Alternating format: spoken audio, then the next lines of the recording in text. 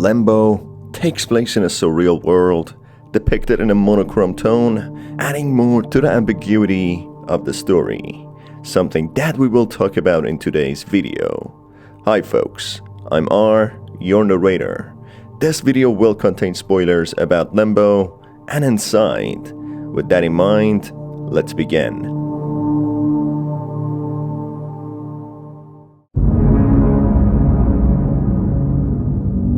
A nameless boy with bright white eyes wakes up in a mysterious forest, merged with a city and factory, who embarks on a journey bypassing dangerous puzzles in order to find his sister, presumably. The story of the game is very ambiguous as intended by its creators, but by playing both of the games, Inside and Limbo, I have formed some personal interpretations, which I will tell the story accordingly. I am aware of the other common theories surrounding this game, which I will briefly touch on in due time. I will also make a subsequent video explaining Inside and a final one interpreting the connection between these two games, which are developed by the same people.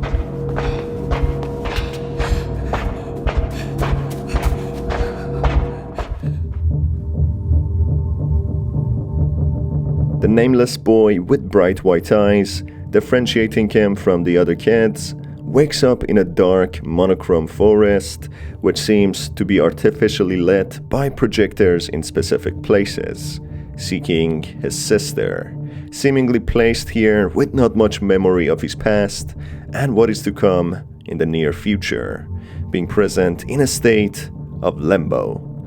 The protagonist, just as the observers of this game, is clueless to what is to happen, facing easy-to-evade traps and puzzles to begin with, which progressively become more challenging, as if they are deliberately placed here to test the might of the boy. Despite the many menacing traps and difficult puzzles, there always seem to be tools and ways to evade and solve them, as if they were specifically placed there, such as the conveniently placed boat on the lake for the boy to access and get across. The protagonist soon comes across a corpse latched to a rope, when he uses the bird trap to detach it from the rope so he can climb over a cliff. This suggests that there are other humans in this place, which the boy will encounter soon enough. As he progresses through, he encounters a massive spider, which strangely doesn't follow him, just initially posing minimum danger to him by extending its legs in a fast stabbing motion to impale the boy, where conveniently the boy finds another bird trap, which he uses to injure the spider's legs to open the path for himself.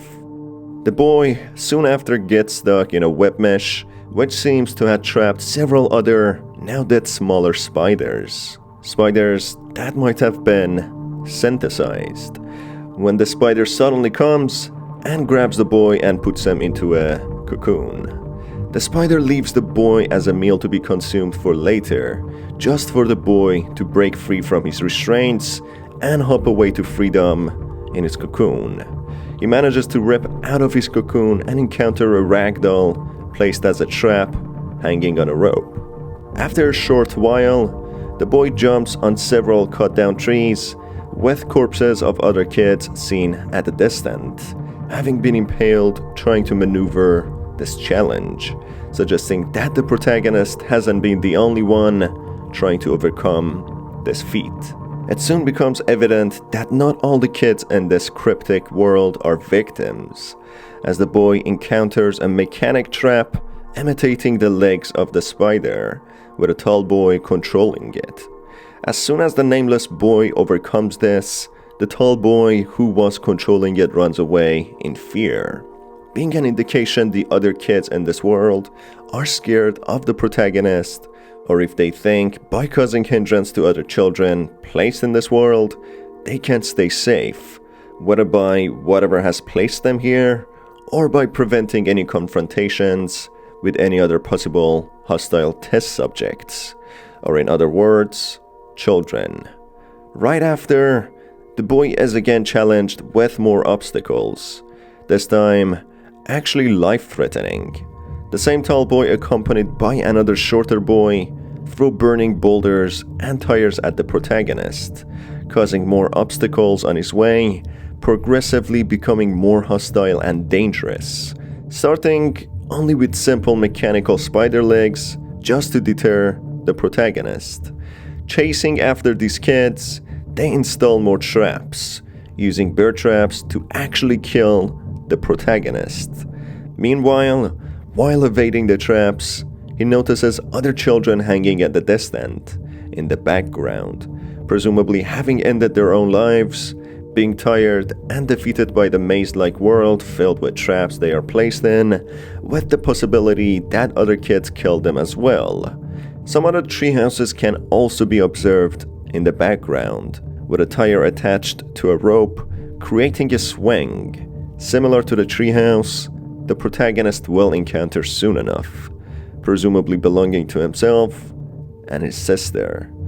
This is a dark reality which each child is placed in as a test subject, giving a treehouse, with many ending their own lives early on, using the ropes of the swings, and some using the tires as means of defense, throwing them while burning, just as experienced earlier. But more on this theory later. The spider then soon later sets on chasing after the boy, having had recently killed another child, which the protagonist incapacitates with a boulder, conveniently placed where he exactly needed it, being killed in place by a fragile stick, which the boy easily breaks. This further proves that the scenarios the boy is confronted with are far away from real, unmodified situations. Nonetheless, the boy shows extreme proficiency in solving these puzzles and evading the traps, whether the human children or the menacing spider. The protagonist then witnesses two suspending cages, with one of them containing the corpse of a child, presumably the victim of the other hostile kids. The shorter boy, who was accompanied by the tall boy, is then seen with a mind-controlling leech on its head, uncontrollably heading to the water collection and drowning himself, who presumably tried to progress further through this menacing maze. The protagonist then drags the corpse of one of the drowned kids into a booby trap the tall boy had set up, who shows no sensitivity or regards to corpses he encounters, as if it's something normal. The protagonist is then confronted by three other kids who use poison darts to kill others, having had killed one kid already, with another tangled in ropes, presumably starved to death. After running away from them and tricking them into stepping into mechanical traps, he continues on, entering a factory-like place, merged in seamlessly with the forest, containing cogwheels, minecarts, circular saws, ladders, and a lot more. This place seems to not have any children in, with majority of them having managed only to reach close to it. Maybe the reason being the kids who were incapacitating others by placing traps and killing them, something we will get back to later. The boy soon has his first experience with the mind-controlling leeches, which impair the senses of direction and hearing, slowly burrowing into the skull.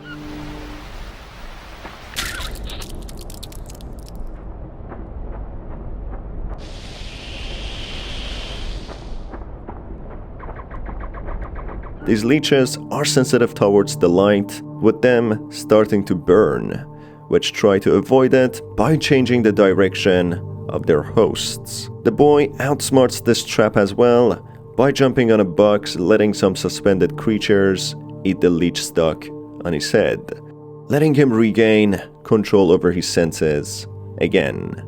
Soon later, the boy tricks a dog-like creature into running into a hamster-like wheel, kickstarting the rain machine, a crafted giant tool which produces rain, showcasing that this boy doesn't seem to be actually in a purgatory, but a place that is possibly created by a large organization, as despite the surreality of the world he is in, many of the engineered machines are quite tangible and operational in a rational manner, regardless to their availability in real world or not. The boy then overcomes some other deliberately designed puzzles using the rain machine and heads to a new location with rooftops, with an iconic rooftop of a hotel which will have an exposed electrical neon lit sign posing danger to the boy. After breaking through a glass skylight ceiling, the boy witnesses a mimic version of a metropolitan city, with a hotel, pitched roof houses which are usually found in suburban areas, and a modern gallery-like building which do not look like they belong right next to each other. Even stranger, there are dangerous mechanical traps and puzzles right next to these buildings, depicting that all of this is nothing but a mimic version of a normal world. A world that used to exist in the Limbo and Inside universe, which is dilapidated now. And this boy, or test subject, is being tested in these locations to check his dexterity, alongside the other kids.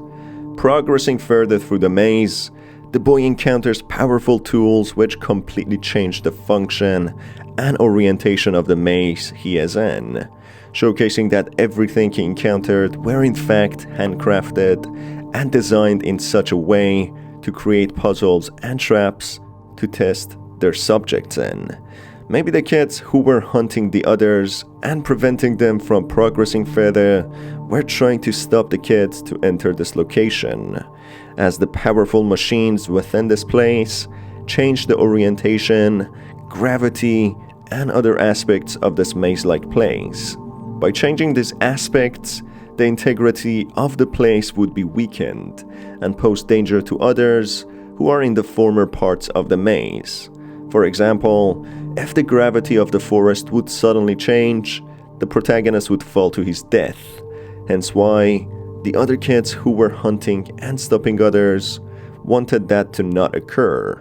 But yet again, that's just a theory.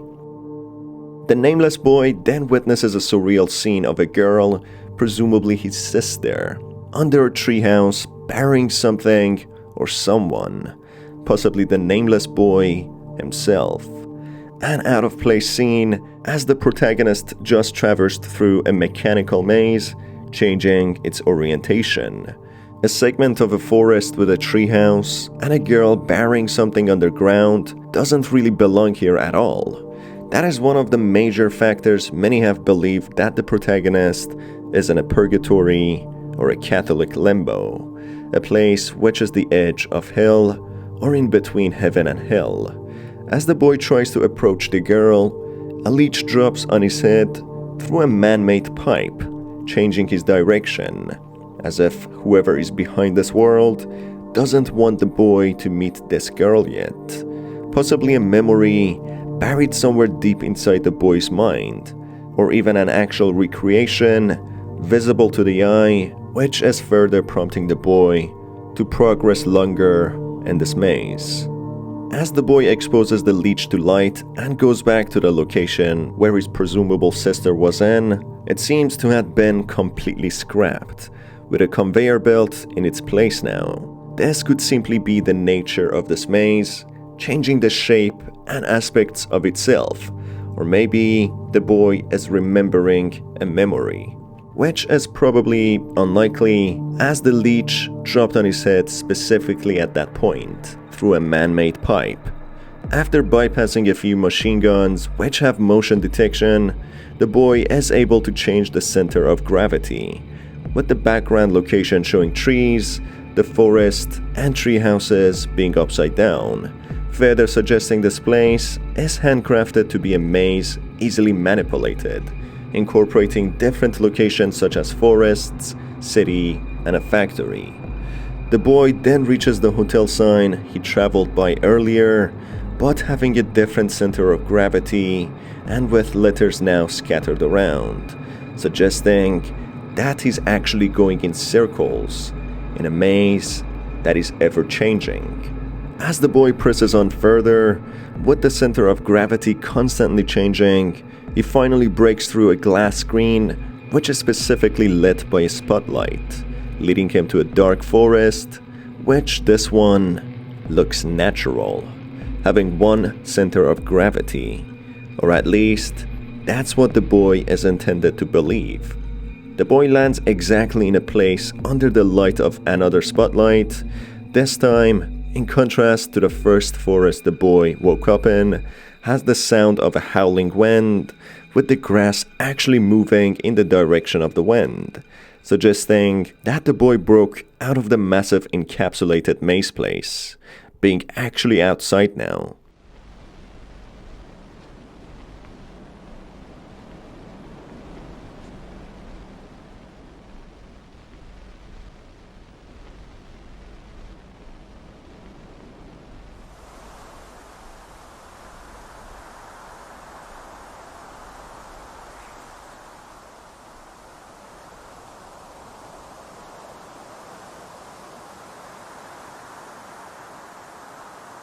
As he walks further, he is confronted by the same vision he had before. A girl burying something or someone under a treehouse. This time, there are no pipes or gears to be seen anywhere. The boy slowly approaches the girl, who notices his presence, sitting straight in her place, bringing the game to an abrupt end. It's been commonly believed by many that what the boy experienced was something many call a limbo, which is experienced after death, with the traps and animosity he encounters being his life fears animated to a great extent. Many have theorized that the boy actually died, whether by falling from the treehouse or in a car crash, who seeks his sister. It's also hinted out that they both actually died due to the flock of flies hovering over two specific spots. These theories are just as valid as mine, and the ambiguity of the story is specifically intended by the devs to provide room for endless discussions. After playing Inside, yet another game by the same devs, the world is portrayed as a post-apocalyptic place, plagued by death, famine, drought, and possibly overpopulation. Not diving too deep in the story, as I intend to make a separate story explained video for Inside 2, it depicts how an omnipotent organization controls the population by using majority of them in different experiments, mainly mind control, and at times transforming people into creatures with certain powers. It's possible that the nameless boy is just another test subject placed in this maze-like place to test his integrity. The brightness of the protagonist's eyes draws differences between him and the other kids, who don't have shiny eyes, a characteristic which might suggest that the nameless boy in some way is under the influence of the organization, or he is, in a way, modified. The kids who were setting up traps in this place and causing danger to the protagonist possibly knew about him, being the result of the organization's experimentations, and they prepared to fight him off to prevent the organization from achieving its goal. The other kids who died were imprisoned or hunted down by a specific group of other kids. These hunted down kids possibly shared the same characteristics of the protagonist. They might have had glowing eyes and were under the control of the organization. The intentions of the organization are not very clear to why they sent the nameless boy into this maze, but a strong possibility is because they wanted to check the integrity of their modified humans they progressively improved and put into strenuous challenges to create superhumans capable to withstand the harsh aspects of the post-apocalyptic world outside. Now, what is the significance of the vision the boy saw? His sister or the specific girl burying something, and the two graves with flies hovering above them? The answer could vary, but it's a possibility that the organization managed to transform the consciousness of an individual to a different body, or to implant certain false memories to control the individuals. And inside, many people are mind-controlled by the organization. It's not clear to what is happening to their minds and what they see to carry out orders, but it's a possibility they implant certain ideas and memories into their minds to drive them.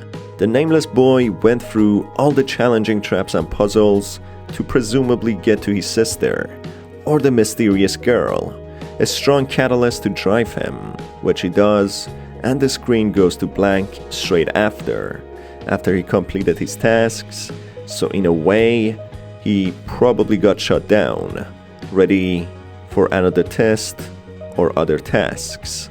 And inside, the last product is a hive mind organism, presumably a collection of several humans, minds and consciousnesses.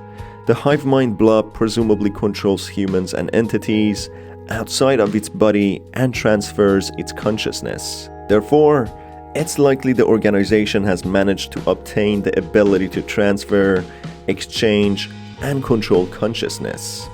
So the image the boy saw of the girl bearing something and the two graves with flies hovering above them might have been a reality and a memory of the consciousness of the boy before being transferred to a new body. A memory that the organization keeps on using against him to put him in a stage of limbo so they can control him easily. And finally, it's clear that the place the boy was placed in was a maze due to its enclosed nature, not actually having wind, compared to the forest the boy is thrown into at the end, where the wind is clearly heard and seen moving the stalks of the grass. It also contained many engineered machines controlling certain aspects of it within, such as changing its orientation, gravity, field of magnets, rain induction, and more.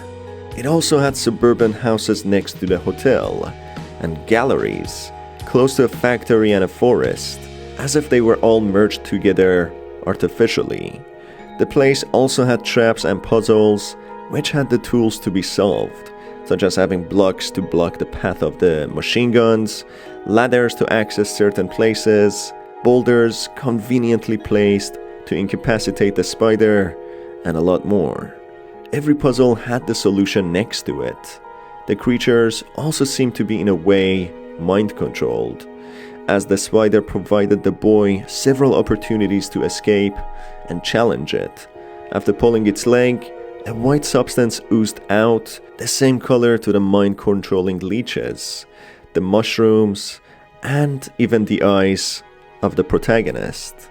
Maybe the solution, which is derived from the mushrooms, allowed the scientists to extract its essence and use to create creatures and mind-control people. And also, every location the boy landed in, seemingly completely on coincidence, had bright spotlights, as if he was being exactly where he was supposed to be in, to be observed by the onlookers outside of the maze, just like inside.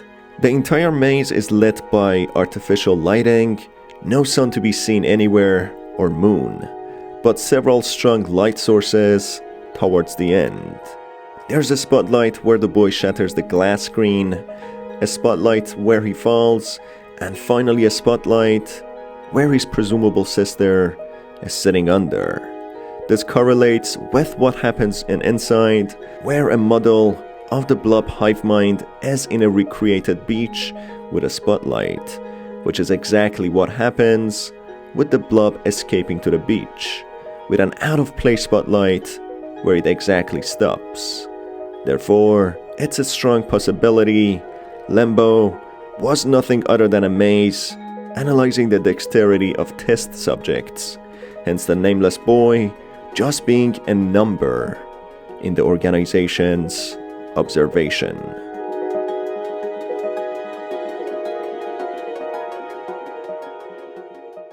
I'm working on a video for Inside now, which in my opinion shares the same universe of Limbo, with the game only unveiling more secrets of what is happening in the world of these two games.